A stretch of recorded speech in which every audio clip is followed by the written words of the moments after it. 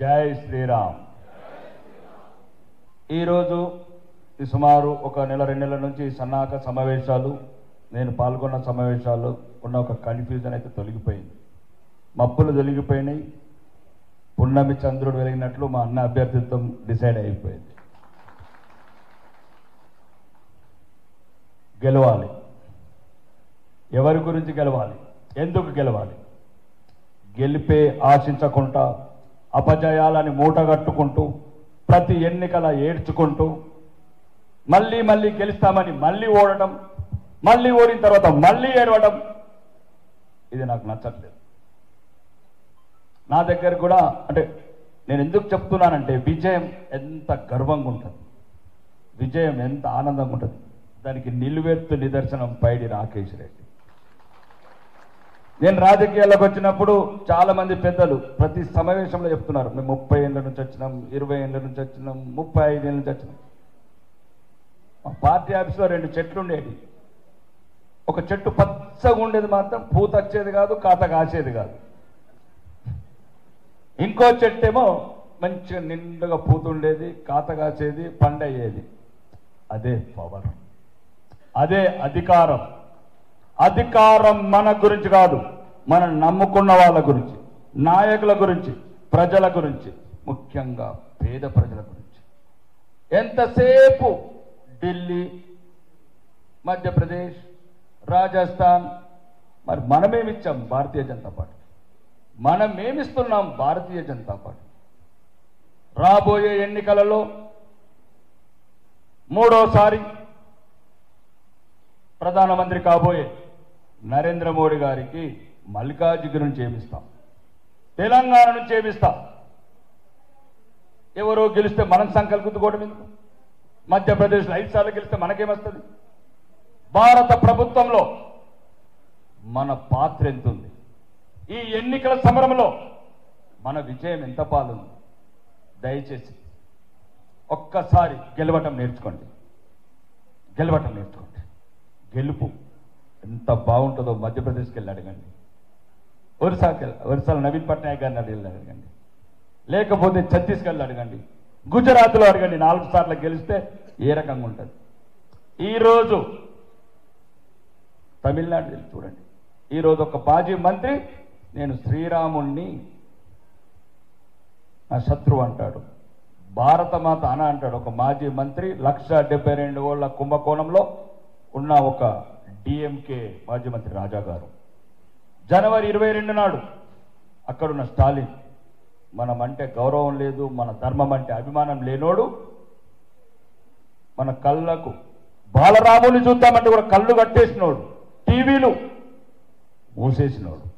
మన దేశంలో మన దేవుని చూడలేము, మన ఉత్సాహాన్ని చూడలేము. అట్లాంటి నాయకులు ఉంటే అది అపజయం వల్ల వస్తుంది, నిర్వీర్యం అయిపోతుంది జాతి, నిస్సహాయ స్థితిలోకి పోతుంది జాతి. అట్లాంటి నా కొడుకులు మళ్ళీ మళ్ళీ మళ్ళీ అవమానం పాలు చేస్తారు. వాడు కాదు, ఇంకొకడున్నాడు మంత్రి మారన్, ఉదయనిధి మారన్, దారుణంగా అవమానిస్తారు. వ్యక్తిత్వమే లేనప్పుడు, మీకు గౌరవమే లేనప్పుడు ఈ దేశంలో మల్కాజిగిరి కూడా పట్ల అవుతుంది. మాది పెద్ద నియోజకవర్గం, 35 లక్షల మంది ఉన్నారు. నేను తిరిగాను. గెలవటం మీ గురించి, గెలవటం దేశం గురించి, గెలవటం ధర్మం గురించి, గెలవటం మన భవిష్యత్ తరాల గురించి, భవిష్యత్ తరాల గురించి. బతుకు లేదు. ఈరోజు అమెరికా మాజీ రక్షణ శాఖ మంత్రి అంటున్నాడు, భారతదేశం ఎంత దృఢంగా ఉంటే ప్రపంచం అంత ప్రశాంతంగా ఉంటుందని. అది మనకు తెలియకపోతే ఎట్లా తెలంగాణ వాదులకు? కాబట్టి దయచేసి నాయకులంతా డివిజన్ స్థాయి పై నాయకులే కావచ్చు, ఇది పేద ప్రజల గొంతు, ఇది బలహీనుల గొంతు, ఇది బలహీనుల గొంతు. ఇది 18వ భారత పార్లమెంట్లో వినవాల్సిన గొంతు ఇది.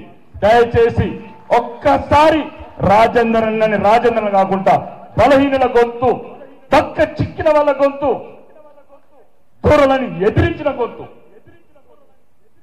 మొట్టమొదటిసారి తెలంగాణలో దురహంకారం అణిచిన గొంతు. మీకొక్క విషయం చెప్పాలి, అప్పటికి నేను రాజకీయాలు రాలేదు అన్న బై ఎలక్షన్స్ అయిపోయినాయి, రిజల్ట్స్ రాలేదు. నేను ఏదో ఫంక్షన్ ఏనుగు రవీందర్ రెడ్డి మేమందరం ఫంక్షన్లో ఉంటే ఇప్పుడున్న వినయ్ రెడ్డి అప్పుడు బీజేపీలో ఉండేవారు. నేను రాజకీయాల్లోకి వస్తున్నానంటే మీరు దయచేసి వీలైతే నన్ను అడగండి, ఈ సమావేశం జాగ్రత్త ఫోన్ చేసి నన్ను రాజకీయాలకు వస్తున్నవాడు అన్న అని కాంగ్రెస్ వాళ్ళు రమ్మంటున్నారు, బీజేపీ వాళ్ళు రమ్మంటున్నారు. ఏనుగు రవీందర్ రెడ్డి అన్న అనుచరులు ఉండే అన్నను వెటుపోకు బీజేపీకి ఎవరు చూసినా రాకేష్ రెడ్డికి వెళ్తాడు అంటున్నారు నిజామాబాద్ అని. హుజురాబాద్ ఫలితాల మీద నీ అభిప్రాయం ఏందన్నారు మీరు అడగండి. దొర సమాధికి దొర సింహాసనానికి మొదటి ఇటుక వేరుస్తున్న శక్తి అని చెప్పాను. ఇది మొదటి శక్తి. ఆ రోజే దొరపతనం ప్రారంభమైంది. అప్పుడే ఇప్పుడు ఫామ్ హౌస్లో ఉన్న మాజీ ముఖ్యమంత్రి గారు. అది ధైర్యం, అది నమ్మకం, దేవుడి మీద ఉన్న విశ్వాసం. దయచేసి గెలవాలి, దేశం గురించి గెలవాలి, ధర్మం గురించి గెలవాలి. లేకపోతే ఈ కరడు కట్టిన కాంగ్రెస్ నా కొడుకులు మళ్ళా రామేశ్వరం కేప్ మొదలైంది ఇందిరమ్మ పాలన. అక్కడ ధర్మం వందే మాత్రం వినబడకూడదు, భగవద్గీత శ్లోకాలు వినబడకూడదు, బాంబులు మోగాల్సిందే. అది కాంగ్రెస్ పరిపాలన. 10 సంవత్సరాల నుంచి ప్రపంచవ్యాప్తంగా గుర్తింపు, హిందువులుగా మనకు గుర్తింపు, బాలరాముల్ని మనసారా చూసుకోవచ్చు, కనులారా వీక్షించవచ్చు. ఇవన్నీ ధైర్యం ఉంటాయి, ఇవన్నీ విజయంతో అవుతాయి. మీరు గెలవాలి, మీరు పార్లమెంటు సభ్యుడిగా వచ్చే నిధులతోని మీ డివిజన్లలో అభివృద్ధి చేసుకోవాలి. మా పార్లమెంటు సభ్యుడు భారత ప్రభుత్వ పార్లమెంట్లో మాట్లాడుతున్నాడంటే ఆ గర్వం చూడండి. మీలలో వీళ్ళు పోలు 30 ఏళ్ళు అయింది, 20 ఏళ్ళు. దయచేసి మీరు గెలవాలి, మేం గెలవాలి, ధర్మం నిలవాలి, దేశం నిలవాలి అంటే మీరు ఇన్ని రోజులు ఉన్నట్టు ఉండకండి. నేనొక్కటి చెప్తున్నా, నన్ను నమ్మండి, చిన్నవాడిని. వీళ్ళందరూ ఆశీస్సులు, పెద్దలందరూ ఆశీస్సులు, సహకారం ఉంటే వచ్చే తెలంగాణలో భారతీయ జనతా పార్టీ జెండైన కాషాయ జెండని సెక్రటరీ మీద ఎగిరేయకపోతే చూడండి, యుద్ధం. ఎన్ని రోజులు ఇళ్ల మీద ఎగరేస్తారు? ఎగిరేయండి సెక్రటరీ మీద, ఎగిరేయండి తెలంగాణ అసెంబ్లీ మీద. ఎన్నొత్తులు కండువాలు వేసుకుంటారు. గవర్నర్ ముందు కూర్చోండి, డీజీపీల చిక్కర కూర్చోవాలి. అది అధికారం మనకే కాదు. 30 సంవత్సరం పనిచేస్తున్నా. ఈరోజు నరేంద్ర అన్న మేనల్లుడు అని చెప్పారు. చిన్నప్పటి నుంచి టైగర్ నరేంద్ర అంటే ఉప్పొంగిపోయినాం మేము. అట్లాంటి వాళ్ళని మేము సన్మానించాలి. ఇట్లాంటి సీనియర్ నాయకుడు ఇప్పుడు చెప్పారు, వాళ్ళని మేము గౌరవించుకోవాలి. కార్పొరేషన్ లాంటి బుక్కలు పెట్టాలని దింపాలి. మేము 30 ఏళ్ళు చేశామా? ఇప్పుడు రామన్న అనుకుంటా అక్కడ కండు వేసుకున్నాడు. అట్లాంటి వ్యక్తులు మేము గౌరవించుకోవాలి. చెట్టు పెట్టినరు, విత్తు నాటినరు, చెట్టును పెంచినరు, ఫలాలు లేవు.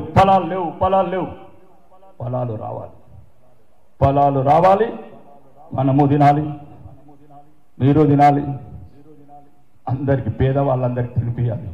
అది ధర్మంతో కూడిన పళ్ళు, అధర్మంతో కూడా కాదు. ముఖ్యంగా ఇంకోటి చెప్తున్నా, ఇంకా సమయం లేదు కాబట్టి ఈ నియోజకవర్గం కంపల్సరీ తినాలి. దాని గురించి నేను రాజేంద్రకి చెప్తున్నా, అన్న నన్ను ఎట్లా వాడుకుంటా వాడుకో, నా గొంతుని ఎట్లా వాడుకుంటా వాడుకో, నా శక్తిని ఎట్లా వాడుకుంటా వాడుకో, నా తెలివిని ఎట్లా వాడుకుంటా వాడుకో, నా చెమట రక్తం ఎట్లా వాడుకుంటా వాడుకో. ఇక్కడ ఇప్పుడున్న ప్రభుత్వ అధినేత మమ్మల్ని అడుగడుగున అవమానిస్తున్నాడు. 8 మంది ఎమ్మెల్యేలను అభివృద్ధికి అడుగడుగున అడ్డుపడుతున్నాడు. అడుగడుగున తలవంపులు, అవమానం పాలు చేస్తున్నాడు. అహంకారి. ఈరోజు నరేంద్ర మోడీ గారు ప్రధానమంత్రి అన్నారు, ఎయిర్ స్ట్రైక్, సర్జికల్ స్ట్రైకే కాదన్నా, ఇక్కడ ఏ స్ట్రైక్ అని వేయడానికి సిద్ధం నేను మల్లికార్జునగిరిలో. ఇక్కడ ఉన్న ఇప్పుడున్న ప్రస్తుత పార్లమెంటు సభ్యుడు, రాజీనామా చేసిన సభ్యుడు అన్ముల్లంత రేవంత్ రెడ్డికి ఓటమి చెందినట్టే. ఇక్కడ మీరు ఎంత మెజారిటీని గెలిస్తే ఇక్కడున్న కాంగ్రెస్ ప్రభుత్వం కూడా అంత గడగడలాడుతుంది మమ్మల్ని చూసి. నీ విజయంతో మేము ఉప్పొందాలి. మమ్మల్ని అవమానిస్తున్న ఈ అన్మూల రేవంత్ రెడ్డి అహంకారం అనగాలంటే అవసరమైతే ఏ త్యాగానికైనా సిద్ధం. ధర్మం, దేశం ఇది లేని రోజు ఏమీ లేదు. క్లాసిక్ లేదు, కాకరకాయ లేదు. ఎవరు చెప్పాడు? వెళ్ళండి అడుగడుగున అవమానాలు, సందేశ్ వాలీలు కావచ్చు, కశ్మీర్లు కావచ్చు, యూట్యూబ్లలో చూస్తారు. ఆ రోజు ఊడికిపోతారు, ఊగిపోతారు. గెలవండి, 370 గెలుస్తామా, 400 గెలుస్తామా? దాంట్లో మల్కాజ్గిరి ఉందా లేదా? దాంట్లో మల్కాజ్గిరి ఉందా లేదా? మల్కాజ్గిరిలో మన బిడ్డ, ఉద్యమ నేత, మేము అభిమానించే నేత, పేద ప్రజల బాధల పట్ల కన్నీరు విడిచే నేత, దొరల బిడ్డ కాదు. కాబట్టి దయచేసి మీ అందరినీ ఒక్కసారి మా మల్కాజ్గిరి గెలుస్తుంది. తెలంగాణలో సుమారు 12 నుంచి 14 సీట్లు గెలిస్తే మేము అన్నలాంటి వాళ్ళు పార్లమెంట్లో కూర్చుంటే, మేము ఆ పార్లమెంట్లోకి వెళ్తే కన్నీళ్లు, ఆనంద బాష్పాలు, రక్తం మొత్తం కలిపి తెలంగాణలో తొందరలోనే భారతీయ జనతా ప్రభుత్వాన్ని ఏర్పాటు చేస్తాం. కాబట్టి దయచేసి విజయం ఒక్కటే పరిష్కారం. విజయం మన గురించి కాదు, పార్టీ నమ్ముకున్న వాళ్లకు, కార్యకర్తలకు, పేద ప్రజలకు ఇవన్నిటికి ఉపయోగపడాలంటే గెలవటం నేర్చుకోండి. ఒక్కసారి చివరగా అన్న ఒక చిన్న అవకాశం. మీరు 18వ భారత పార్లమెంట్లో మే 1st వీక్లో పార్లమెంటు సభ్యుడిగా ప్రమాణ స్వీకారం చేసి పోయే రోజు ఢిల్లీకి మీరు, నా సోదరుడు అరవింద్ గారు, మీ ఇద్దరితో నేను మీతో కలిసి ఫ్లైట్లో రావాలని కోరుకుంటున్నా. అదే ఎమ్మెల్యేగా నా పాస్ కాకుండా మీ పాస్తో పార్లమెంట్కి రావాలని కోరుకుంటున్నా. బోలో భారత్ మాతాకి.